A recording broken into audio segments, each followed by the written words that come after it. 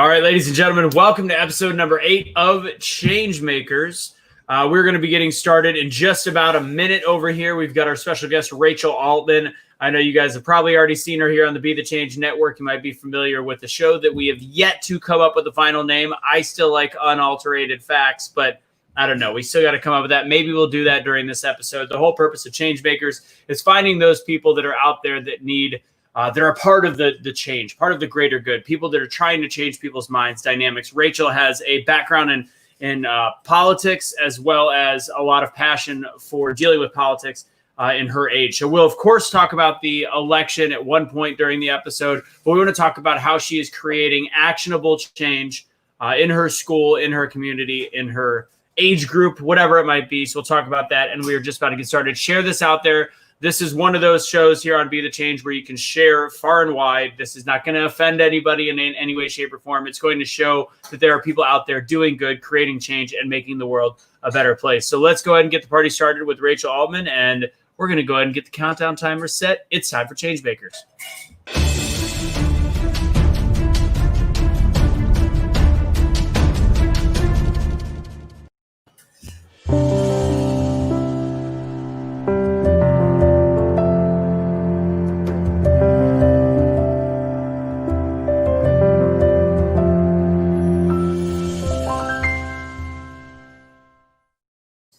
All right, ladies and gentlemen, welcome to ChangeMakers. If you're keeping track, my name is Anthony Russo. I still have not shaved. I was doing the playoff beard apparently for the election. Figured I'd go for it. Ultimately, I've just been too lazy to shave lately. That's pretty much it.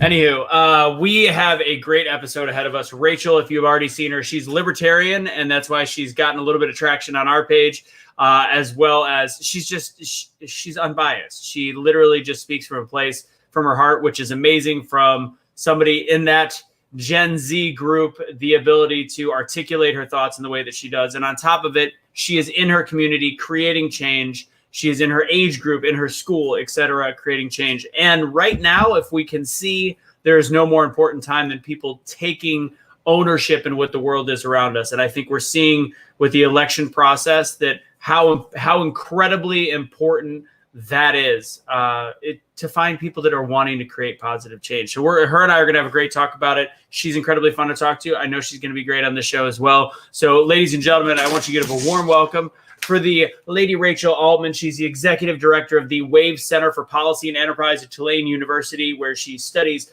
political economy and marketing. And she's also worked with, it's part-time with Americans for Prosperity in Louisiana. And she's interned with Bold TV and the Cato Institute. The girl's got it going on. Ladies and gentlemen, Rachel Altman. How's it going? Hi, Anthony. How are you today? Fantastic. So I want to get right into it with you. I want you to give a little bit of your background. You were introduced to me actually through your father, who's also an awesome dude. But he could not have spoken more highly of you, and it took me way too long to get a hold of you, because not only are you brilliant, but you also are just the epitome of what the young 18 to 25-year-old demographic needs in terms of openness, warmth, information, truth, seeking truth, which is huge, and also, you know, the basics of information. Don't mind Mom in the background, by the way. I don't know. I just saw a shadowy figure. Anyways, tell me more about yourself and where you came to this journey. Hey, you know what? Everyone's dad speaks highly about them, so I don't blame you for not having me on earlier. You can't exactly trust his advice. Trust him on everything else, but not necessarily about me. So as you know, and I think as many of the audience knows, I'm a DC native. I'm now living in New Orleans to go to Tulane, so I kind of went from one swamp to another when I moved. I'm sure I'll be moving back to DC probably after I graduate, so just lifelong swamp. It's great. About me, so as you can see from my bio, at Tulane, I'm executive director currently of the Wave Center for Policy and Enterprise, which is a student-led think tank at Tulane, rather than a partisan group or a group that's trying to achieve accomplishments just based on sort of one broad ideology or the other. We're more focused on creating unity, creating actionable solutions, and fostering a better intellectual discourse on our college campuses and hopefully on others in the future. But as Anthony said, I am a libertarian, and that can mean a lot of things to a lot of different people. Honestly, for me, the way that I came to that was sort of through a long journey. When I was younger, when I was in high school, I was already pretty politically active, but I was also pretty far left. And the idea sort of came from the community around me and from the people that I spend time with. And so I think one of the nice things now is that I really respect the foundations of those ideas, even if I don't agree, because I know that they're coming from a good place. And I know that they're coming from people who are often very educated, very well-intentioned, and informed about why they hold the views that they do. But I was especially involved in women's rights activism. And when I was in high school, I was doing this sort of research project where I was publishing research about women's rights in different countries all over the world. And so there's sort of a narrative around women's rights activism where people say it's this liberal project and you have to believe in this one paradigm of what women's empowerment and what women's liberation looks like. And as time went by, I started to sort of subscribe to that less and less, that women's rights and human rights had to be sort of this liberal and ideological community, because a lot of the evidence that I was finding wasn't necessarily indicative that that was the solution. I mean, some of the research that I found indicated that, for example, government projects to advance women in politics, like projects that were implementing quotas for women in government, weren't actually solving the underlying problems that made it difficult for women to succeed in politics in the first place. So I started looking into different foundational ideologies that still connected to human rights, to liberation of women and other people in the world who either have historically or currently been oppressed or marginalized or whatever you might call it. And I sort of came to libertarianism through a lot of reading, through learning about economics, and through some of the research I gained. And throughout the years, I think hopefully I've become more nuanced and strong in those beliefs. But it's been an interesting journey, and it's always fun to learn from the people around me at my university and outside of it. Yeah. So again, that is an interesting, because I think not just your age group, mine too. We find something, we find a path, and we stick to it for a long period of time until like a saucepan hits you across the face, because most of us don't want to go through the work to actually learn why we should feel a certain way or why we do feel a certain way. And I think that's fascinating that at your young age, you were like, all right, something's not right here. I need to investigate, because there's a lot of blind leadership or blind followership on both sides. Doesn't matter, conservative or liberal. And it's fascinating that you actually took that. Now, I want to ask you a question in terms of at Tulane University in New Orleans. Is that an active community for what you do with Wave Center? Do you have a decent following? Are people really involved? And what are they getting out of it? Truly getting out of it? So I would say that we have become substantially more active over the last year and the last couple of years. I think Tulane has actually gotten quite significantly more political since I initially got there. When I initially came to Tulane in my freshman year, I considered it a pretty apolitical school. I felt like people were pretty apathetic. And when I came back from a year abroad to do my senior year, I was like, oh my gosh, what happened? Because people were suddenly incredibly politically engaged. And I think a lot of it had to do with, the COVID pandemic, with the Black Lives Matter protests earlier this year, so much like civic activity going on, that people wanted to make their voices heard. They wanted to become more educated. And so I think that was really good for mobilizing people. And the thing is that if I wanted to start like a straight up just like libertarian group at Tulane and recruit people just of my ideology and have an echo chamber, I would probably not be successful if I wanted to do that. And I own up to that. And I think, yeah, there's probably not a lot of, ideological libertarians on Tulane's campus, but that's okay. I think that's standard for a lot of college campuses. And I don't delude myself into thinking that everybody needs to think the same way as me in order to make progress. So I think that the impact that we've made on Tulane's campus, we've done a much better job recruiting this year. When I was younger in college and I would do political groups, we would get meetings with like 3 people in the room or whatever. And now we have about 40 to 45 active members of our organization, which is a huge improvement. So I'm glad that people are engaging with our content. We've gotten really great results, not only at Tulane, but also in Louisiana as a whole. One of our contributors wrote an article about this protest ban that happened in Lafayette, Louisiana, and it actually got a lot of traction from activists throughout the entire state of Louisiana. There were people who we didn't even know, who weren't even affiliated with Tulane, sharing it on their Instagram story. And we were really glad, because we see a lot of this Instagram story activism, and a lot of it is not super informed or super accurate. And it's just people shooting thoughts off into the air and pew, pew, pew. We are seeing a lot of that today. A lot on both sides. Yeah. For sure. And so one of the things that we do is we try to create content on our social media accounts that is easy to share, that is digestible even for people who are not, policy wonks or extremely into politics, but is also going to be completely accurate and well-researched and proportional to the situation that it's describing. And so we were glad that our content was getting out there. And I think it's making a difference on Tulane's campus as well. We don't really try to aggressively change people's minds. We just try to engage and educate people and, bring unity on both sides of the aisle. We did an initiative earlier on in the semester about a Fourth Amendment rights issue concerning Customs and Border Protection. Along the borders, they have this 100-mile zone where they have the ability, CBP agents have the ability to sort of restrict people's Fourth Amendment rights more than they might in other parts of the country. And that zone, if you take the amount of people in it, it's actually the majority of Americans. So that's really crazy when we found that out, and we did that research, and we started sort of an awareness or informational campaign to pass out information about that on our campus. We weren't asking for anything in return. We weren't trying to get people to stand up and go to a rally or go to a protest. We just wanted to make people aware about this issue and come to their own conclusions about it. And some people that I know were surprised that I, as somebody who one might consider more right-leaning, was active on that issue, on a civil liberties issue, on a customs and border protection issue. But I think having that reputation of being active and informing people on issues, regardless of the party or the ideology that it's traditionally affiliated with, really spreads an atmosphere of trust in our community, because rather than just assuming that people all think the same way if they're in a party or they're of an ideology or they all have the same nefarious motive, I think it helps people see across these artificial boundaries and see, hey, not everybody in this community thinks the way that I might assume.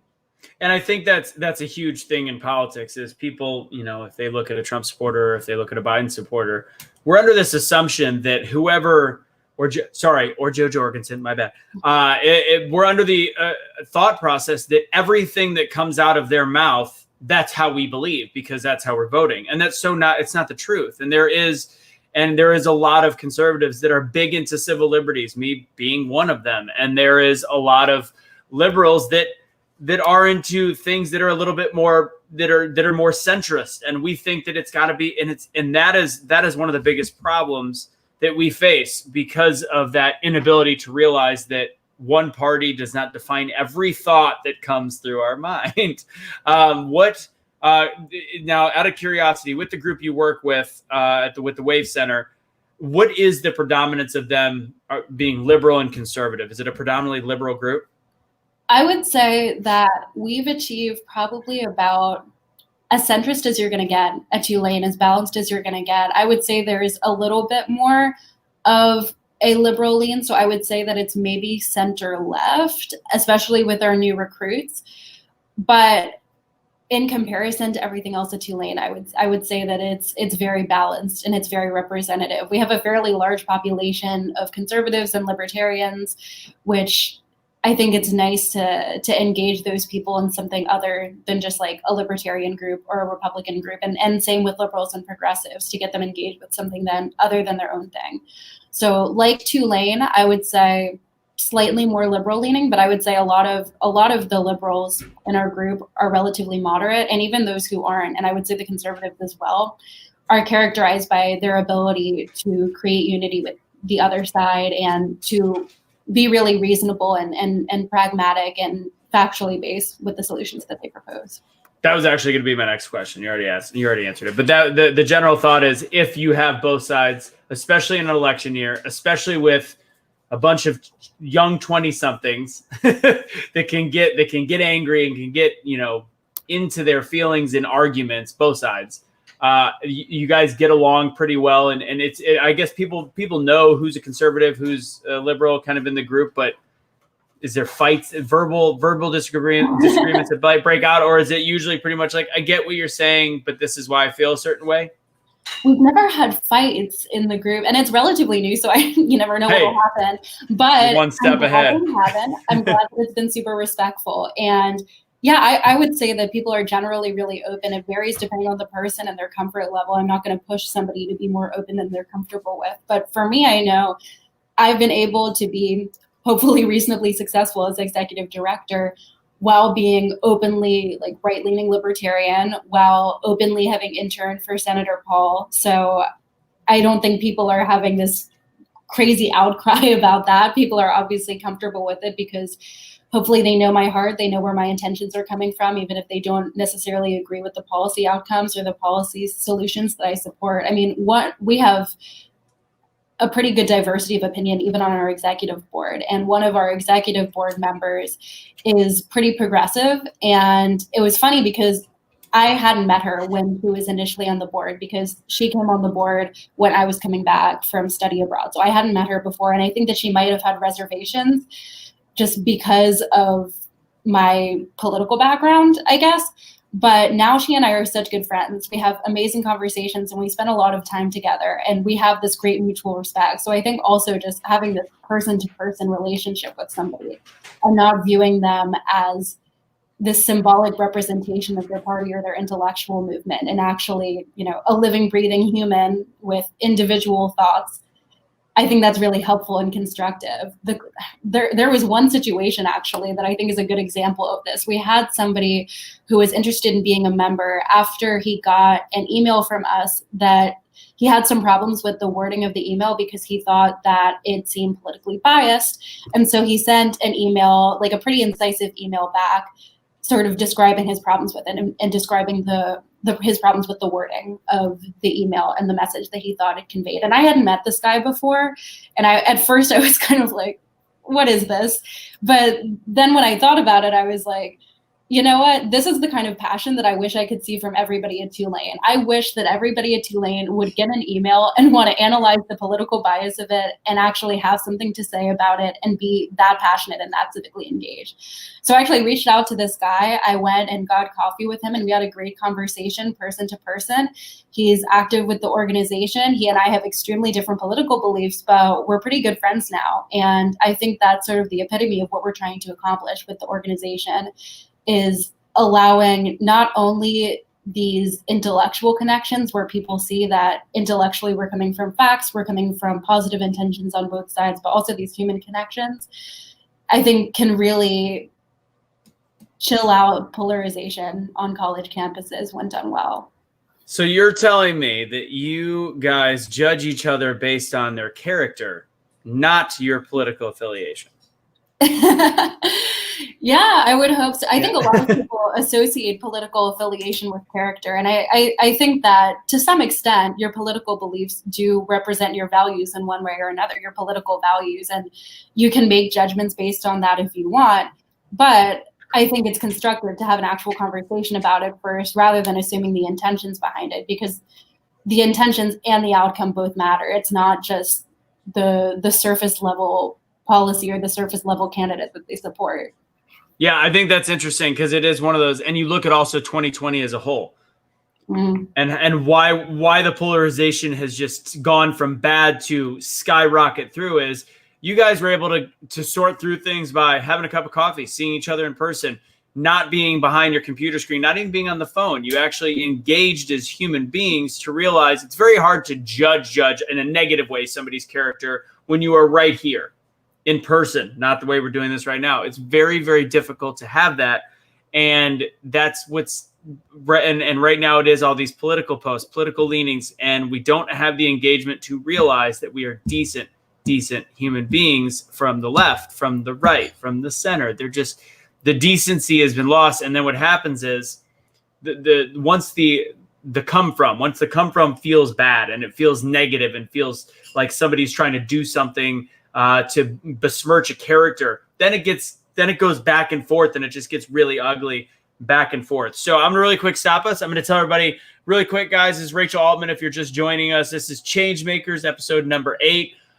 If you could make a comment in the box, we'll probably be doing some Q&A even a little bit. If you guys have some questions for Rachel, we still have some more to talk about. We are going to be talking about our opinions, our beliefs on the election, more from a place of how to deal with unity from here and just what the hell happened type thing. Ultimately, if you want to support our programming, I have to ask this, guys, would love for your help. We do have a Patreon set up. It's patreon.com/BeTheChange USA.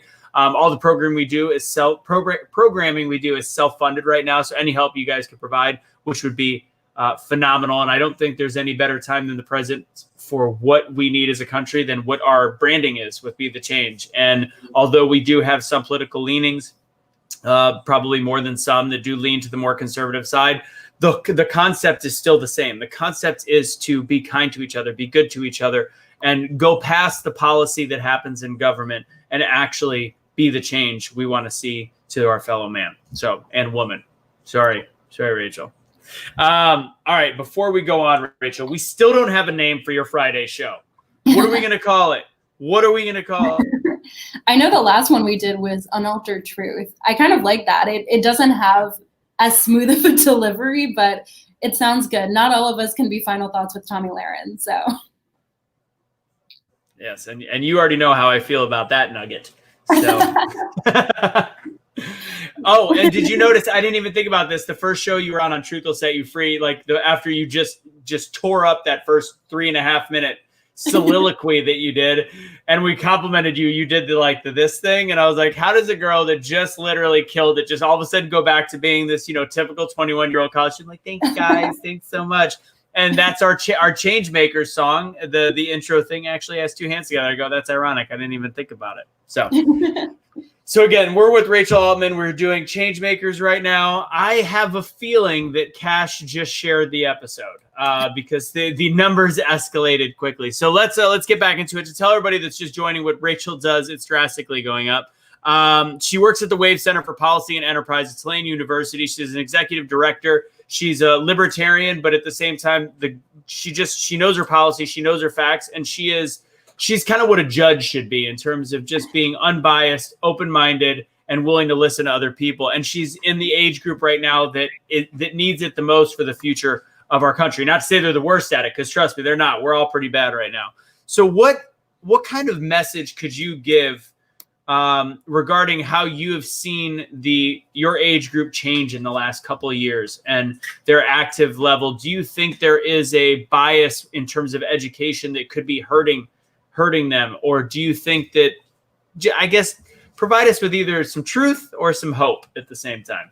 You know what? I think in terms of university education, I honestly think that it depends on your degree, because I have heard that at a lot of universities, some liberal arts classes, like especially sociology classes, can transmit more liberal views and convince students of a more liberal viewpoint if they don't already have really strongly cemented views. I think in other programs, it's probably not as strong, but there's also a sense of peer pressure around you. I mean, I think that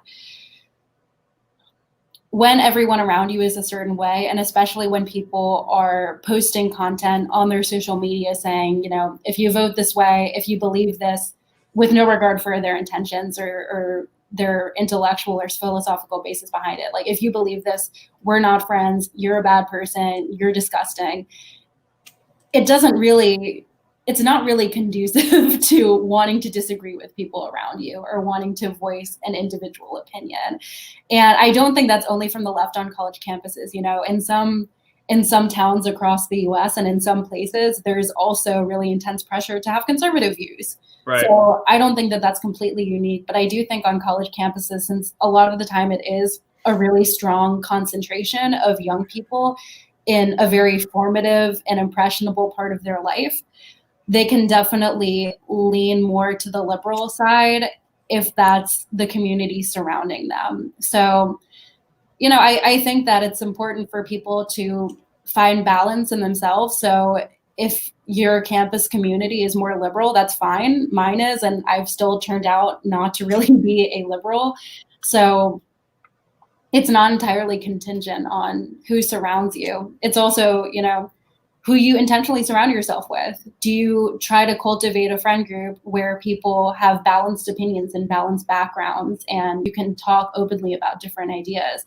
Are you seeking out content that you actively disagree with so you can learn more about what the other side says in good faith? I mean, I'm probably one of the most anti-communist or anti-socialist people at my university, but I will actively seek out content on YouTube that is like good arguments made by communists and socialists to see what they have to say and to see how I would respond to it. And I think that can be really good for people my age or people even younger in their intellectual development. That's not to say that I'm the queen of intellect or intellectual development. I'm really not. I'm still learning. But I think for me, it's been helpful. And well, that's literally, that's like Sun Tzu, Art of War. It really is. That's that's one of the things we've talked about on a lot of BeTheChange shows is be prepared to be able to discuss with the person that disagrees with you, understand where they're coming from, understanding all the positive points so that maybe you might even feel, and I don't think we'll all of a sudden go, man, that communism seemed great, but you're learning how to have a discussion, and somewhere throughout it, like back when I started having arguments and disagreements with some of the prison issues, I would have never learned if I didn't actually start researching mass incarceration. I'm like, guys, I know a lot of white people that have gone to jail. Come on, like this is BS, and then you get into it, I can have the conversation a little bit better. And there are some things I disagree with, but at the same time, I learned something new. I was like, mass incarceration is a real thing. And that's when I started being able to develop more of a full political conversation. So in one way, you're going to learn where the person you're having the discussion from is coming from. You're going to see where that is. And then in the same way, you might be able to also learn a little bit something in order to grow as a human being. And we are stuck in our echo chambers and we're stuck in our one side of information. And we need to break that. I think that's a huge concept to break that. So. Right, for sure. I think doing that on an individual level or with friends intellectually is so important. I think sometimes the debate format is a little overhyped because debate is so much about rhetoric and not the actual idea. So some people will tout, oh, we need to have these debates between these groups on campus, or we need to bring this figure and this figure in for a debate. And I don't actually think that's always the most constructive outlet for political discourse, because it's just the other side like trying to own each other instead of being like, oh, what solutions can we come to together? And that would probably be more constructive. So one thing that I do is like individually, I will think through what would my response be to different things. And it's not like me debating somebody. So it's not me trying to like best them rhetorically or make them look stupid. I really try to avoid making people look stupid if I can. But just going through it in my head and formulating why I believe the way I do, why I disagree with them. Like over the summer when I was living back in DC, and this is something probably maybe some people in your audience will disagree with. I'm not a huge fan of Tucker Carlson, and I would watch Tucker Carlson's show like every night that I could to see what he would say and to formulate where I agreed with him, where I disagreed, and why. And I thought it was interesting as like an intellectual exercise. I thought, doing that on both the right and the left can be helpful, probably for a lot of people. No, Tucker Carlson I had a problem with for a long time. Now I've come to really like Tucker because I think Tucker is one of the ones that he has grown so big on Fox that he's the only one that can get away with saying whatever he wants on whatever political topic, because he's got too many followers. You can't get rid of him. You cannot. So he'll talk, if it wants to be about Hunter Biden, he's going to be the first one on Fox to even talk about it. Like he can talk about whatever. I didn't like him originally because I didn't grow up, wealthy. I grew up, lower middle class, and he just has that look of the guy that like was raised with money, went to the country club, and had that smug look on his face that you just want to be like, bro, the only reason you got that girl is because you're driving a Corvette. You're an asshole. Or in his case, probably a Mercedes. But that's why. But I got past that, and I do think he's got a ton of information, and he's very quick. He's incredibly quick on the interview. So studying him, whether you like him or not, you're right, is a great method to get better at your craft. He's very witty. I like that he's kind of nonpartisan and doesn't just go with whatever Fox News wants, because he'll go on there and he'll agree with Elizabeth Warren on something with corporations if he agrees, and I think that's cool. I just don't agree with the viewpoints that he espouses a lot of the time. They're definitely a lot more populist than I am now. I think Tucker used to be more libertarian, and he's swung a little bit more populist, maybe a lot more populist. Yeah.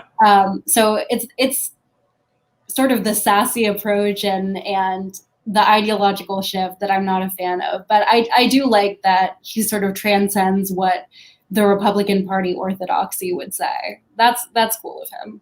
Yep. Shelley, it's Arizona. We'll talk about that in a second. The Sharpie Gate.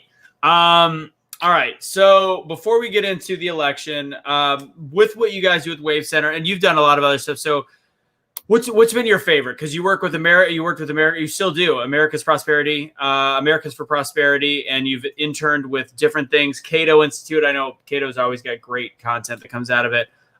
One, what's been the favorite experience for you on a political level? And then two, what are you guys? Out of the different things that you are working on? What are you trying to get out of it? What does it mean to you? So first off, what's your favorite? So I would still say that the Wave Center is probably my favorite, just because that's where I see the strongest ability to create tangible change and where I can see the effects of that change. And I think that's very gratifying. I really, really liked interning in the Senate as well. Interning with Senator Paul was super awesome. I know from the brief conversations that I have had with and around him that he is a very, very principled guy. The Rand Paul that you see on TV really is the Rand Paul that you see in real life. And that's something that I appreciate out of a politician. So that was also a super cool experience. And I love the people with whom I work. They were so cool. Awesome. And then you're doing all these things. Of course, you're going to school, you're getting your degree, and you're a part of all these different organizations that are trying to create conversation, create truth, etc. You're now got your show here where you do UnALTered Truth. What is the point? What are you trying to accomplish as an individual for the world around you? Honestly, I'm just trying to get to a place where people can achieve better solutions. Because I think right now we're at a time of such intense political polarization. And I don't think that the way to clear that and the way to get rid of the polarization is to just go back to normal, go back to the way things were before there was so much political polarization. Because a lot of establishment politics through polarization were also not so great. I mean, we had a ton of war for a lot of decades. The national debt has been going up for a while. We've had major civil liberties abuses throughout a lot of presidential administrations. So I don't think that we need to go back to just like this one, normal way of thinking that we had before. But I do think we need to come together to formulate solutions that are better for the US as a whole. Because if we just let one group dominate and dictate what the future is going to look like, it's only going to foment more polarization for the rest of society, and it's not going to be sustainable. So I think that my focus throughout a lot of the endeavors in which I engage is to unite people to find effective solutions and to break down these barriers that people have of thinking this is exactly how one side thinks. This is exactly the intentions behind the other side's actions. And I hate them. And I'm never going to have love in my heart for them. I'm never going to pray for them. I want to try to create relationships and create structures that sort of break down those barriers and allow people to have more constructive relationships, both in politics and in life in general. Because I think if we're going to solve the problems that plague us and have plagued us even before this polarization, we need to do it as a united country, at least to a great extent. We can't do it just as these atomized and angry people. That makes sense. So do you, with the younger group that you work with, do you see a wave of people that are not just educating? And this is, okay, let me be clear. This is spun from Nicole's comment. Yeah, my mom said her friend at work posted, if you vote for Trump, unfriended me, and she's in her 60s. To me, when I look at the landscape, I look at the younger group as even a little bit more violent than even the older group across the board in terms of, bro, if you're voting for Trump, you can't even be my friend. You're terrible. You're a racist. And then at the same token, the young conservatives I also see being very strong in their beliefs and saying like, you libtard, you this, and all these different comments. So I see the younger group, from my perspective, as being even more polarized and hateful than my generation and the older generation. What do you see in that age group, in your age group? I think that honestly, that's relatively reflective of reality. I mean, I definitely see more of it from the liberal side, being on a college campus. But even I think last night, I was kind of disappointed. He ran for Congress and he won. Madison Cawthorn, the new representative, he tweeted after the election. He said literally, which I referenced this in my last video, in my last segment on UnALTered Truth, but he literally tweeted "Cry More Live," and I was like, oh my God, what are you doing? This is not what we need. This is not going to build a better and more constructive society to say "Cry More Live." Oh my word. But I think which one is Madison? Is Madison? He's super young. He's like 24. Is he the one that spoke at the GOP, the convention? Yes. In the wheelchair. Yeah. He's super charismatic. Got it. Yeah, he was great. A very effective politician, but that one reaction online I thought was super unbecoming. I think that is so. He's an example of. First off, I do love watching him talk. He's an example of our current state of politics. Like, this was a guy that spoke at the GOP convention. He's young. He got the opportunity to do that. And you had liberal media that slammed his standing up for a guy in a wheelchair. They slammed him for standing up as a political statement for the national anthem. And it's like, you're poking a bear. Like, in that situation, you're poking somebody to a point where you've discounted his disability. And then now he won, and now he says something that I agree with you. Like, at this point, just take your win and just press forward and create change. But it's just this spiral, and sometimes it starts for people on the right, sometimes it starts for people on the left, and next thing you know, they're throwing crap out there. And anytime you look at somebody that's literally being told not to stand up with a disability, I'm like, okay, we've lost our cotton picking minds right now. Exactly. And with everyone, I mean, if you're elected to a position, and I obviously haven't been in this situation, so I can't speak from experience, but I think generally the best thing you can do is to try to unite your community and to be like, hey, I know a lot of you probably didn't vote for me, but I'm still your congressman, I'm still your senator, and I'm going to try to stand up for you. So I think that that's something that we should probably strive for in the future, but I definitely see it a lot from my own community. There was a graphic that was going around on social media that I thought was really promising that was like, hey, if regardless of who wins the election, your neighbors are still going to be your neighbors. Your loved ones are still going to be your loved ones. Your family is still going to be your family. They're not going to transform into Joe Biden, Chuck Schumer, Donald Trump, whoever you don't like. And then there was like a really strong negative reaction to it among some people at my university, basically saying like, oh, well, if you want to attack my human rights, then no, we're not going to be friends. No, I'm not going to wish you well. And I think it's interesting. I mean, the way that human rights in that sense are looked at only from a liberal paradigm, because I think that both parties in some ways overlook human rights and individual rights. But there are human rights issues, well, that I consider human rights or fundamental rights issues that don't only affect, marginalized demographics. Like, I would say that the right to bear arms is a pretty important individual rights issue to me.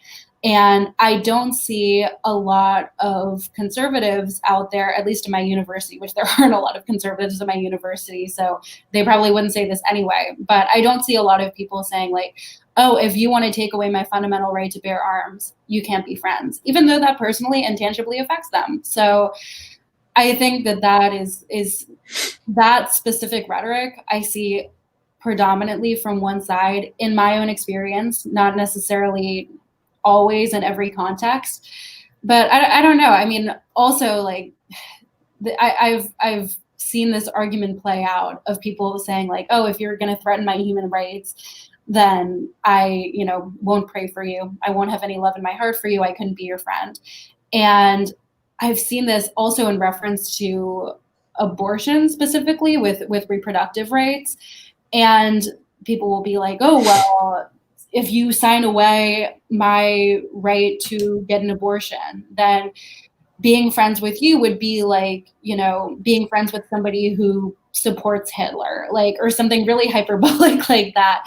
And I mean, first of all, I don't think that any reasonable person thinks that somebody who's pro-life is, you know, morally equivalent to somebody who is a Nazi. I think, regardless of your opinion on abortion, that's just incredibly hyperbolic. But either way, I mean, I don't think anybody is required to love somebody or be friends with somebody. I don't think you should be shamed into it. If you want to remove somebody from your life because they're unhealthy for you, you know, go for it. You know what's best for you. So I'm not going to guilt people into being friends with people that they don't like. Yeah. So I have a question about that. To have like love in your heart for people. So like for me, for like my own sort of ethics, if somebody was like, oh, well, but as a woman, as a Jewish woman, would you still have love in your heart for like a sexist? Would you still have love in your heart? And would you pray for somebody who is anti-Semitic? For me, the answer is yes, because I want to have love in my heart and pray for everyone. But I know that not everybody has that paradigm, and I guess they're entitled to that. Yeah. So Zach, that'll be the next thing we talk about. I know you're talking about the fraud in there and all that. We're going to have a quick political conversation on this one. I do have the last question because, again, I see this. I've had this conversation the last 6 months, and there's a lot of people that are married to somebody that has a difference in political opinion. I can't imagine in this day and age that young people my age, I'm youngish, but whatever, in that group, to start a relationship. And I think it's interesting. They put this on like the dating apps and stuff like that, but liberal, conservative, I don't see any relationships starting at this point. Apolitical, if people are apolitical, maybe, or if somebody leans middle and like, yeah, but do you actually in your groups and what you see, because again, I think you see more politically engaged college students than most just because of what you do. Is there any actual liberal students that date conservative students at this time and place? Yeah, no, there definitely are. That definitely exists. I don't think that people broadcast it. And I think a lot of conservative or like moderate to right-leaning people on university campuses don't openly express their views because they know how people will react. So I think that it's probably more common than a lot of people would think. I think if you're able to have a friendship with somebody, a really close friendship with somebody across political barriers, which I can. I mean, some of my best friends are very liberal. Then depending on your values and your comfort level, yeah, you can have a relationship with somebody across political barriers. I would, and probably more common than you would think on college campuses. That is the most hopeful thing you said. I saw something interesting. There's a guy, and I don't know if he might be watching. He is one of my liberal friends. Haven't seen him in person since college, but we stay in contact. His name is Brandon Brooks. And I want to give him credit. He posted something that went out of, his comfort zone probably. And he posted something yesterday morning regarding, we have to realize there is good people on both sides. There's Trump voters that are decent. There's Biden voters that are decent. And he's a big liberal supporter. He started to get to the point where he's like, I don't really like Biden either, but he posted this, and it was him opening up his heart to say it was him trying to be united. He was trying to be peaceful. And his echo chamber, which typically is much more liberal, he's like, look, this isn't about being good and bad. Like, there's still good. And this election doesn't determine it. And some of his echo chamber went hard on him. And I actually want to look to see how that ended up. But they were just like, ordinarily, I'd agree with you. I'm creating what I heard their voice be when they typed it out. Ordinarily, I'd agree with you, but not in this case. All Trump supporters really are the same as the devil. No, I see where you're going, but you're wrong in this case, because really everybody that could ever imagine to be supporting that man is a terrible human being. And I was watching this, I'm like, this was a guy that was trying to say, look, I'm not perfect. Nobody's perfect. And I think there's a lot of good people. And it just immediately got shut down from the liberal echo chamber. And I was like, I know conservatives do it too. I just see it so much more coming from the left ideology, personal opinion. No, it's definitely frustrating and overwhelming to see that. I've seen it, like that exact reaction to a lot of Facebook and Twitter posts that are like exactly like that. And that I don't know how to fix. No. I wish we could, but I don't know. I think people catastrophize so much. And frankly, if you think that, you know, half of the country basically, or what, like 40%, 30%, however, whatever, their voters of the country are bad people, genuinely bad, like rotten to the core, not flawed, but like evil people. I don't think that's like good for anybody's mental health or attitude toward the world. I think if you truly believe that, you're going to have a very paranoid attitude toward the people around you. Like, I personally, I think that I'm a happy person going through life. I think part of that is like, I think most of the people around me, while they may be self-interested, are probably fundamentally good people. And if you think that, you know, the majority of the people around you, or almost the majority, or some large amount of people around you, are like awful people, yeah, it must be hard to be happy. Yeah. By the way, I'm with Susan on this one. I think friends, we should all be friends, like liberal. But I don't know. I honestly, personally, just because of how involved I've gotten in politics, I don't know if I could date somebody that has. I mean, it would. I went on a couple dates with somebody that had a different political thing, and she actually was one that was like, "You really know your stuff. I love watching your show. It's really good." But I don't think we can do this. I was like, oh, okay. All right. But I mean, I understand that. That's a little bit different than just being friends. Being decent to somebody is not like dating somebody. So that makes sense. Yeah. It's on a different level too when you're active in politics. Because like for me, since I'm actively engaged with politics, it's probably a little harder. For me, it's just like, is this person going to be able to be supportive of like anything that I go into, any career that I have that has a relation to politics? Because if I work with an organization and you think the donors of the organization themselves are just like the worst people on the planet, right, you're probably not going to be that supportive of me and what I'm passionate about. And that's not super compatible. But if somebody leans a different way, but is still supportive and is still pleasant, I think that's fine. I just think if you work in politics or something, you probably have to have just like a few more barriers than that to look out for yourself. Yeah, probably. All right. So, and this is the last statement before we talk about politics. I think this is a great opportunity right now. And I love that, Rachel, you're going to be a part of Be the Change until you grow and do whatever you end up doing, and having that UnALTered Truth and having you on a couple different shows here and there. I said this on my personal Facebook earlier. I do believe Joe Biden is going to win the presidency just based on the math. And even with litigation, I think it's going to be very difficult for Trump to overcome that. There is if it happens organically, where he actually at this point, if anybody's watching later or listening to our podcast later, if he's able to somehow take Nevada, Arizona, Pennsylvania, and North Carolina and Georgia, which is possible still, that's the only way. When it comes to, if he loses those and he starts having litigation, it's going to be very, very difficult. But what I see this as is an opportunity, especially for politically minded people. I do think that if Trump would have won, if Trump wins, I do think the left is going to act out more so than the right may. So the right now has, if he does lose, the right has an opportunity, and Be the Change. And with what we do, we have a huge opportunity between Cash and between us. We have hundreds and hundreds of thousands of mostly conservative, some liberal followers that today, when I talk to them, there was some that were just like, fraud, cheating, it's terrible. Some that were just like, I don't know what to do. Like this spot, like something feels wrong. This isn't what I want of my country. And that's fair. You're fair to have emotions. I wasn't a huge fan of the pink hat girl yelling and crying, no, and people going, that's not my president. I don't think a lot of Republicans, and I hope not, conservatives, that if Biden becomes president, they might go, this sucks. That's fine. But to go, nope, Biden's not my president. Nope, he's not my president. I don't want that. And I want to hopefully continue and utilize Rachel and be the same, and actually be able to make sure that's not what happens over the next 4 years, and find a positive route and be a voice for hope, be a voice for positive change, allowing us to take action and make the communities a better place, and do everything that we want to do, and forget about the fact that our guy didn't win, but our president is whoever it might be. Could be Joe, could be Kamala, whatever. But actually being able to take that action and that next step. So that's what I'm excited for, because I think no matter what, I'm looking at it as a win-win. If Trump wins, that's who I personally wanted. And I like the policies and the beliefs and most of the things behind that.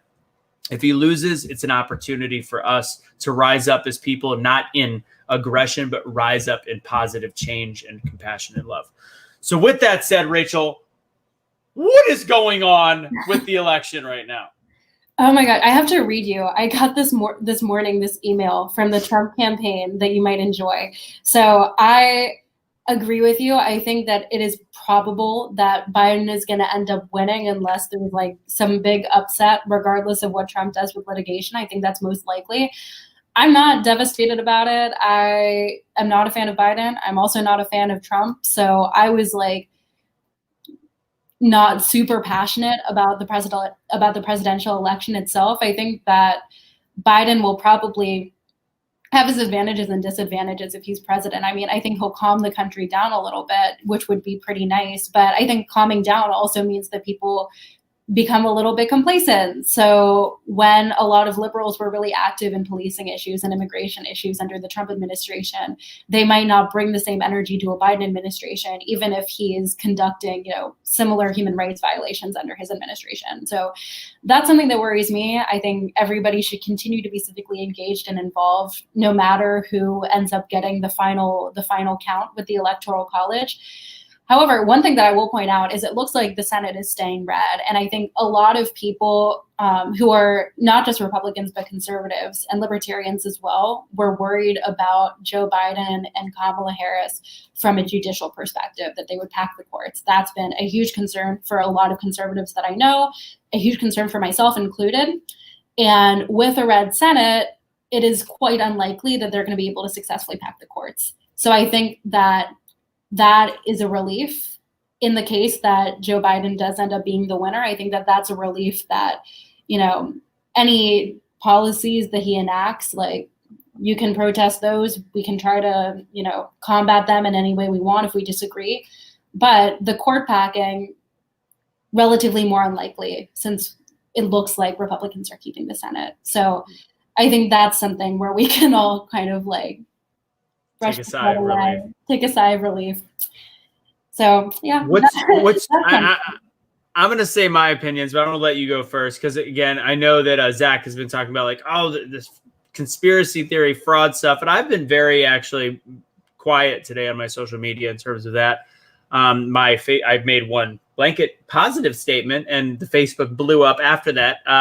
But do you think fraud is at play in any way, shape, or form? And do you think it's worth an investigation?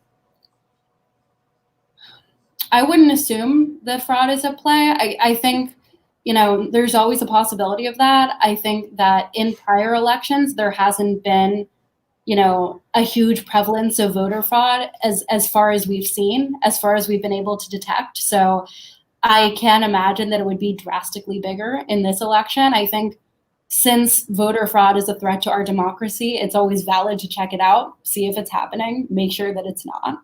But I don't think that it should be our first concern. And I do honestly have worries about the idea that, the Trump campaign, in all their confidence, and I think that confidence is very inspiring to people and very effective in many ways politically, but I think that confidence sort of might prime some Trump supporters to think that, Trump is definitely going to win. And if he doesn't win, if he doesn't get those results, then it's because of voter fraud and not because of like a million other factors and reasons that might contribute to a Biden victory. And that's not to say that fraud doesn't exist. It's just one possible reason among many that Trump could potentially lose to Biden. And I think the many other reasons are probably more likely. So I worry about the reaction. I mean, I'll read you this email because they're literally, the campaign has put out materials already accusing the Democrats of trying to steal the election. So this email that I get from the campaign, I get emails from both campaigns because I'm interested in political communications, and it goes, wow, we are winning like no one thought possible right now.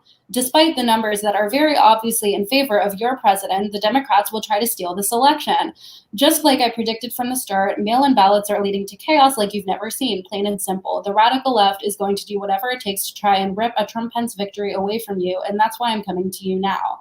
So it goes on like that, and I'm sure that's inspiring to some of his supporters. It's great that he's trying to mobilize people and keep them engaged as the election goes on. I don't know if that's the right message to inherently assume that they're going to be stealing the election when we don't have 100% concrete evidence of that. So You're right. There is no concrete evidence. And Zach said there's no real evidence of fraud. Here's the thing, though. From the very beginning, Trump has, of course, been very opposed to mail-in voting, correct? Mm-hmm. And when he did that, he was accused of voter suppression. He was accused of fear-mongering. He was accused of all these different things. And what's interesting, we are seeing play out exactly his fears, because a lot of states couldn't count their mail-in ballots until it was after the other ballots. So being the fact that the mail-in side was so heavy liberal or Democrat, it's creating some very odd anomalies that are unavoidable. And there's no way to say, oh no, that's no big deal. It's just, no, there's some anomalies, and they could be founded on truth. But what it's causing is a dangerous place for our society, which is why the mail-in balloting was so dangerous, and not necessarily voter suppression. Because you look at some place like Wisconsin, where all of a sudden 83,000 votes miraculously turned up at 4 a.m. Like, if they're mail-in ballots, whether or not they've been counted at a given time, for them to be turned in at 4 a.m. makes no sense. You've got people going to bed and then waking up with a different place, and it creates confusion. Why? Human nature. Human nature is going to go, that doesn't make sense to the human brain, nor should it. And it's creating a place of, is there any proof? No. Do I think it's as drastic as some of my friends and the conservatives are saying? Like, it's all terrible. It's terrible. No. But is this 100% a place, if the tables were turned on the liberal side, where certain, maybe Trump had a bigger, say he was the liberal and he had the following that was more mail-in ballot based and COVID based, and didn't want to go to ballot boxes. I think everybody would want, no matter what, an investigation just to see exactly what happened. Like, how can 83,000 votes come in at a certain time and all be for one candidate and all be turned in at one time in the middle of the night? It's just, there's some odd anomalies. Is it fraud? I don't know. Is it worth an investigation? Yes. Yeah, so I think an investigation is pretty much always valid in these circumstances. I will say one of the examples that a lot of people saw online, including myself, and were sharing around, where I think it was one county in a certain state or one district in a state, like all of their votes went blue at like the middle of the night or something. That ended up being a typo on the news network. So that wasn't representative of what happened. I don't know if there are other examples that were also sketchy, but I know one of those examples was just not representative and was a mistake on the part of the news network or whoever was distributing that information. Yeah. So I feel a little more secure knowing that. I think that it's always important to, investigate corruption and threats to our democracy, no matter what side.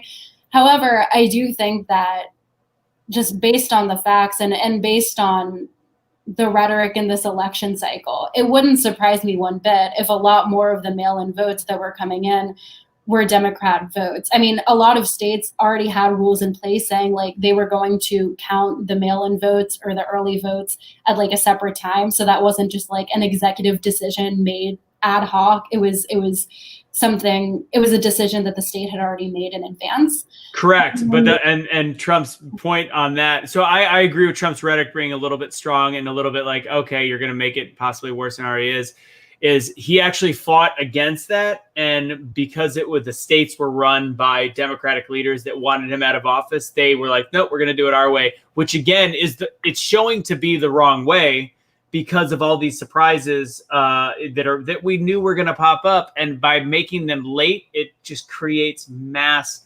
confusion, and it's just a boiling point. It's challenging. And I think it's human nature to come up with a unified theory when we see a sequence of events that we think is absurd. That's how a lot of conspiracy theories, not that I'm calling this a conspiracy theory, but it is how a lot of conspiracy theories come about, is people see a sequence of events in sort of this absurd universe of ours, and they think there has to be this unifying thread that connects this all together. And I think when you see election results that don't necessarily fit your pre-existing paradigm, or election results that surprise you or seem absurd to you, Some of it could be fraud. Some of it could just be mistakes on the part of news networks or people counting, and those are things we should investigate. But some of it is just people drawing their own conclusions as well. I mean, like I was saying before, I don't think it's surprising that a lot of early and mail-in votes are Democrat votes, because the Trump campaign, a lot of the rhetoric was sort of discounting the reliability of mail-in voting and saying that there were issues with fraud, there were issues with it being accurate. And if I were somebody who really strongly subscribed to that, I would be very hesitant to send in a mail-in ballot, because I would be like, where is it going? Like, is somebody going to throw it out? Is a third party like ballot register going to go in and like throw it into a river? So I would have gone in on election day and I would have voted that way, versus I saw a ton of people on my social media who were more liberal, strongly encouraging people to vote earlier or vote by mail to prevent the spread of COVID. I think that was something that the Biden campaign was definitely pushing a little bit more. So I think, in some ways it's a little concerning, because it shows the polarization. It shows that people are just like really listening to the leaders of their parties and in their guidance of what to do. Yeah. So that's interesting, but I think that that's kind of a predictable result, that it's going that way. I don't think that's inherently evidence of something sketchy. Right. No, I agree. I don't, and I'm not saying anything's for certain. So I'm with you on that. But again, worth the investigation, worth looking at. It was a flawed process from the start. There was something I was going to ask you about voting. I'm going to skip to what was my final question. If I remember the voting question, I'll go back. Okay. So say Biden wins. This could be the room that Pelosi was looking for in terms of the 25th Amendment and invoking that, because Biden is, well, Biden. What do you think that's a possibility? And B, you actually know that you're going to know this better than me. Not actually, you will know this better than me. How does that create? How does Pelosi become president? Does Kamala go up? How does the hierarchy work in politics? You know better than I do. So it would take quite a sequence of events for Pelosi to become president. I think it's a little more realistic if she wanted Kamala Harris to become president, because, if they invoke the 25th Amendment, or if Biden passed away in office or some other extenuating circumstance happened where he had to be removed from office, then Kamala Harris would obviously ascend to the presidency. And I would be disappointed in that personally. I mean, I like Kamala Harris less than I do Biden, so wouldn't be my favorite outcome at all. But yeah, I think anything's possible. We live in a crazy time. I'm not going to say it's not a possibility. I don't know if it's, an agenda that they really have in mind. I think that they're probably thinking of contingency plans in case Biden has like a cognitive decline or something like that. That's possible with anybody of his age. I think it's a sensible thing to do. Probably, I think at the end of the Reagan administration, right, he was also starting to exhibit some evidence of cognitive decline. And so they probably, I don't know for sure, they might have had a plan in place for that. It could be a similar situation with Biden. I think planning is normal. I don't, I'm not involved with the high rungs of Democrat organizing. So I don't know what they're doing, but Nancy Pelosi as Speaker of the House would be third in line. So it would be Biden passes away or is incapacitated or whatever, then Kamala Harris. Then Kamala Harris would need to pass away or become incapacitated. Okay, so then it would be Speaker. So Pelosi would be the vice president in that case. I would need You're to. Not sure. I don't know. You're not sure either. I don't. Yeah, I don't actually know how that works. So the voting question, then we'll wrap it up. So I have seen some videos. Again, this is the fraud side, and this is the thing with mail-in voting that I think gets people skeptical. And no, these aren't just random people posting on Facebook. These are people I know, and people that know, like, first degree of separations on top of people I know. They call in, because there's apparently a way to call in and find out if your mail-in vote was counted. And it's showing a lot of these people that they mailed in their vote when they weren't mail-in votes. And they're like, no, it's showing that you've done that. Is there a nationwide system, Rachel, that you know of or that you can find? I think maybe the Wave Center actually could possibly, and this might be something very interesting to enact right now, a way for people to check to see if their vote was counted and if it was if it was the way that they actually voted. Is there a system in this country to double check your vote? So I'm not 100% certain on that, but I've seen people posting about something like that on social media quite a bit. So I don't know if it's a way to like track your registration and then track the vote under your registration. I am pretty sure something like that exists. And it's funny what you said, that people were getting a notification that their vote was being tracked and they didn't vote or something. Because what I've seen a lot on social media is people who did vote or they tried to vote and then their vote wasn't tracked. So when they looked into it, their vote was lost. They had to resubmit it one way or the other. They didn't know like if they needed to resubmit it or if it would be double counted and then thrown out, or people like they signed it the wrong way or something. So there's this whole hot mess, and I don't know which way it cancels out. Like in one direction, there's more of a problem. But no, it's definitely difficult. And I think you probably see similar problems to some extent in a lot of elections, even without mail-in ballots, just normal standard elections. I just think it probably gets a little bit less press because people aren't tracking their ballots as closely in other elections. And it's not like a main discourse of the election cycle, this voter fraud idea. Well, it looks like Cruz says this is for Arizona, Recorder America. I would love there to be a national. Somebody said it's because it's anonymous. You can only check if they received it.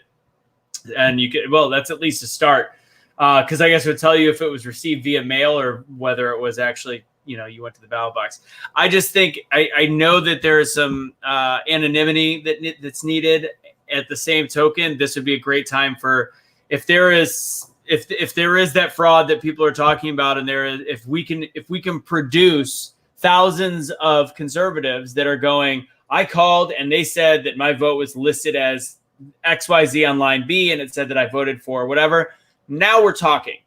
But it's an unprovable thing. So at this point, we have to look at abnormalities, anomalies, and then go from there and then maybe they'll have to go. I think it's going to be a long time before we officially name the president of the United States of America. Yeah, I think it'll be a bit. I was almost hoping that it would be, a landslide one way or the other, that one of them would just like clearly win the popular vote or win a lot of surprising states so that we could get this over with.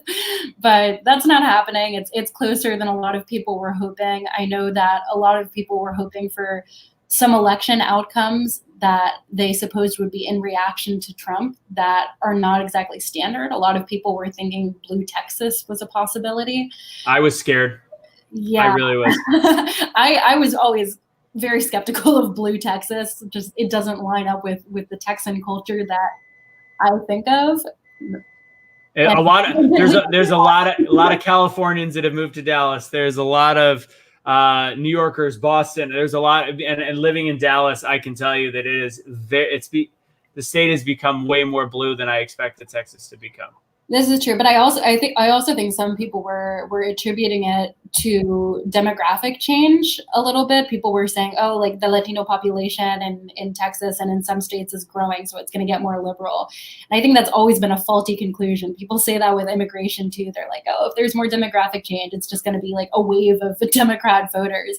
But what we saw in the election results, at least so far, is that I think if I remember correctly, Hispanics and Latinos, they were trending more conservative than they did in the last election, or certainly more so than people thought. And so that's been an interesting outcome, is that people's assumptions were challenged of like how one demographic would vote versus another. I think also there was some statistic, and I don't know if it was verified because some people on the source that I saw it from were debating it. So don't like quote me on this, but I saw something indicating that at least with the early results, Black women voted more for Trump than they did during the last election, which it wasn't like a large metric either way. It wasn't like a lot of people were voting that way in that demographic, but it was more allegedly than last time. And so that was something that stuck out to me, is the basic assumptions that people have about demographics voting one way or the other. I think it's good that they're being challenged. I'm not saying it's good that somebody's voting a certain way, but I think it's good that people's stereotypes about how a group thinks as a whole rather than as individuals, like it's getting dismantled a little bit. Yeah. You have a couple Q&A questions, so you're not off the hook yet. Rachel, do you agree with term limits in Congress? I think they're an interesting idea. I would be interested to see how it would look. I'm sorry, that's not a very conclusive answer. I think that they can be good for, balancing power. I don't like, part of the reason I think that DC hasn't been a state is because we don't want to incentivize people just like living in DC all their life. And I'm from the DC area, so I'm a little bit of a hypocrite there. But I don't think that we should encourage people to just stay in their congressional seat or their senatorial seat forever. I think that's how you get a lot of stagnation. We have quite a gerontocracy, some people in Congress who have been there an extremely long time. And hold on a sec. Hold on. Gerontocracy. I will look that one up. Okay. I love when the 21-year-old uses words I don't know. Go ahead. Yeah, there's a lot of old people in the government is my point. And got it. I don't think we should like discriminate on age. I don't think that it's a bad thing to be elderly and to be in Congress. Lots of old people have great ideas, but I think it's also good to have new and fresh faces coming around. You know, people will have their opinions on like, oh, well, if you put in term limits, then, you know, people aren't going to have as much experience. But I think the experience that people gain in college, or not in college, in Congress for the most part, often tends to make them like more slimy and more establishment and more sort of like Machiavellian in the way that they deal with politics, because they just become so jaded that it becomes more about, you know, the political games than the principle. And not everyone is like that. I mean, I think Bernie Sanders, for all of his faults, is very principled and very consistent, and he's been in Congress a long time. He's an old man, but not everyone is like that. And so I think it's always compelling to see new and fresh faces. So I would be open-minded to term limits for sure. Gun rights for felons. So I believe in gun rights for felons. I think that it probably should depend on the crime. There should be some conditions put on it perhaps, but, you know, people who have committed a felony, they've served their time. I think that everyone has a fundamental right to self-defense. And I think that, you know, if you've paid your debt to society, if you've been rehabilitated, and certainly our prisons should be doing more to rehabilitate people rather than just sticking them in there and punishing them and giving them more trauma to deal with, which only feeds more crime. But I think especially like if we can gear our prison system more toward rehabilitation, I definitely support you know, Second Amendment rights as well as voting rights for people who have committed felonies in the past. I think that was one of the things that I liked about Judge Barrett, now Supreme Court Justice Barrett, is that one of the cases I think that people were referencing that she ruled on in the past was about restoring Second Amendment rights to people who had committed felonies. And that was actually something that I thought was super encouraging from her. I think I saw it from a liberal on Twitter who was very disappointed about it, which is funny because usually liberals and progressives are better about wanting to restore, you know, full constitutional rights to people who have made mistakes and who have committed crimes. I wish that would be more consistent, because I think that, you know, your Second Amendment right is an important civil liberty. But to me, that was super encouraging to see from Amy Coney Barrett.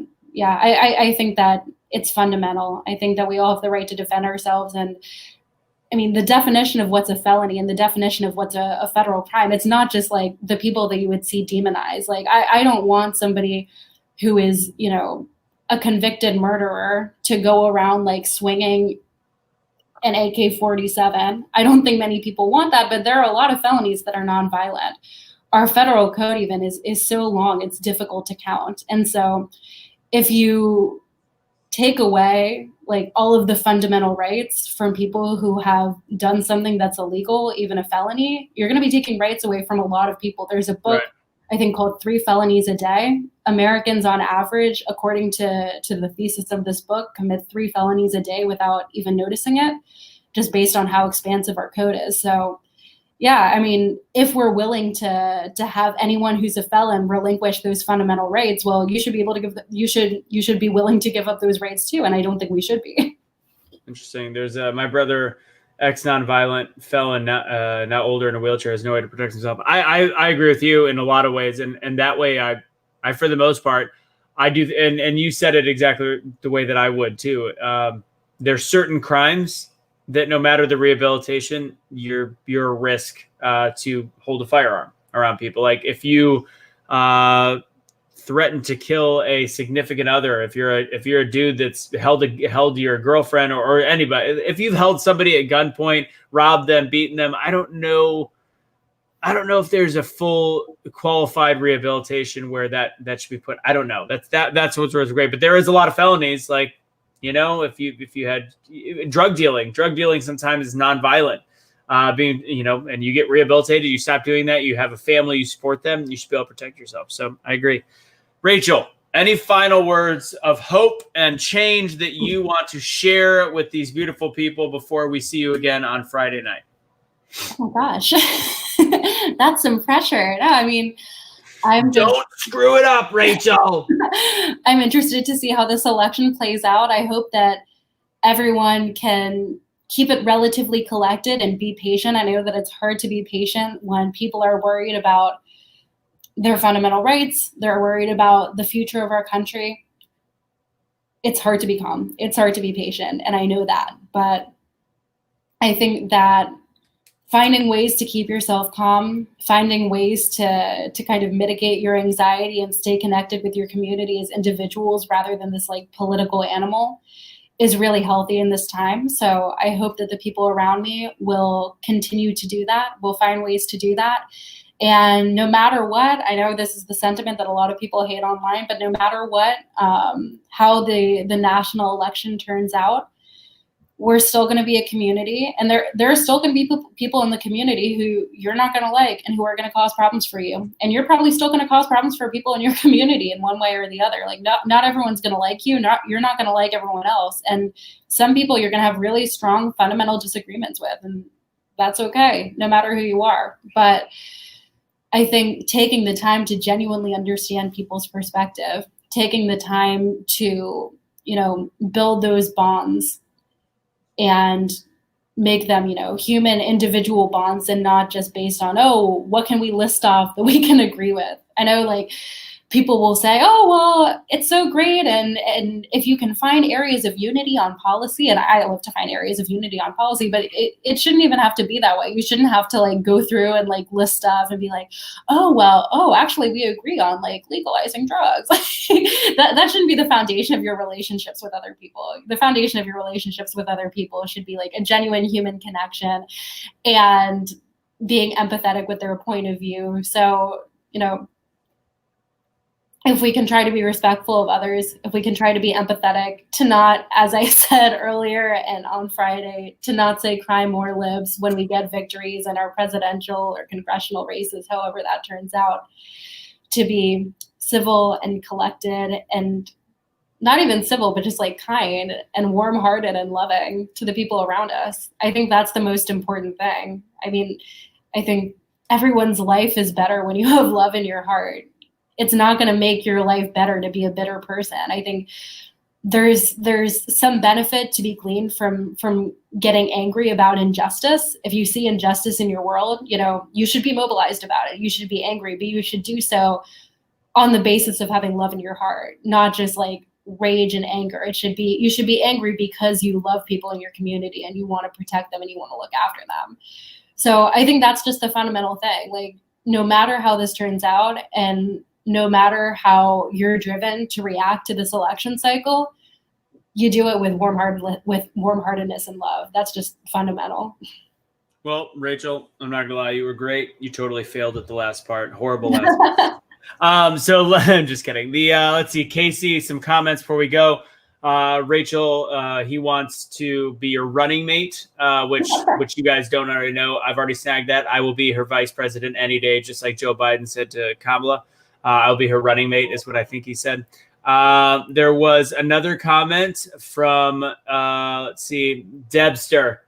So we're not going to ask you this question, but I think since it's your mom, we're going to have you tasked to include this on your Friday recap.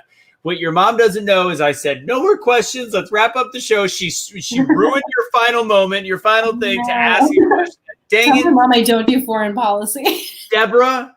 Deborah, she doesn't do foreign policy. And by the way, Ian said that Deborah is to blame for your brilliance, not Ian. So not your father. Let's see. You have a lot of positive comments. Positive. That's it. So that's good. With that said, we're going to wrap it up, guys. I'm going to remind you guys real quick, everything that we've got going on. Cash should be back in town In a couple days, we'll get back to work on shows. I might do something tonight. If you guys haven't been able to see my eyes the last couple days, I just went from being 38 to 47 years old in about a month. So I might not do anything else tonight. I might jump on another show. We don't know, but I'm going to go back to the old RV. Reminder, if you guys want to check out our merch, things like this, things like sweaters, hats, sweatshirts, whatever. We got a whole bunch on there. Go check it out. Again, you can find that at that's on the bottom, #BeTheChange.com. Click on shop on the page. I've already told you about the Patreon. Would love any help you guys could provide as we are self-funding this while we are looking for seed investment. What else? #BeTheChange. Oh, never talked about, this is one of our podcast shows. Rachel shared this as well. If people want to hear it again, they can watch it on our Facebook page, our YouTube page, or they could check out the podcast. It's usually up a day after. #BeTheChange.com/podcast. You'll see this, and Truth will set you free. All the episodes are on there as well. And as my final message to you guys, Rachel, I'll meet you back in just a second. As my final message to you guys, again, we're in a place where you look for hope in a lot of random places. You look for people that are agents of change, change agents. You look for people that are creating change, making change, not just in what they do, but in the way that they carry themselves, the information they provide themselves, equip themselves, and arm themselves with. Rachel is that kind of person. Rachel is a little bit different than some of our guests. We've had people dealing with disability. We've had people like Daryl Davis that have changed the world over a 40-year span, a 40-year career. You've got people from American Ninja Warrior that are constantly inspiring people. And then you've got Rachel that is at the beginning of a journey and already creating major change. And if you are in your 20s, or if you're in your 40s, or if you're in your 60s, it doesn't matter. There's no time better than the present to take a stand for positivity, take a stand for positive change. You're not going to agree with everybody in politics. You're not going to agree with all of your friends. You're not going to agree with all of your family. But to continue to lead with kindness and goodness in your hearts is going to be the way that you're going to change the people around you. You're also going to have to take some flack. You're going to have to take a beating at times to show that, you know what, if you want to call me this and call me that, I'm not going to act back in rage. I'm not going to fight back. The greatest change you can create right now is to just be kind and decent people that are willing to take a beating sometimes for the greater good of relationships with the people around you. So again, this is a great episode. I loved having Rachel on. I thank her for being on. I thank her for the change that she is being a part of in the world. And I encourage you all to do the exact same thing by being the change you wish to see in the world. Share this, click on the like button, subscribe on our YouTube page, do what you do, but ultimately be good to the people around you. The golden rule still does exist. Thank you guys for watching.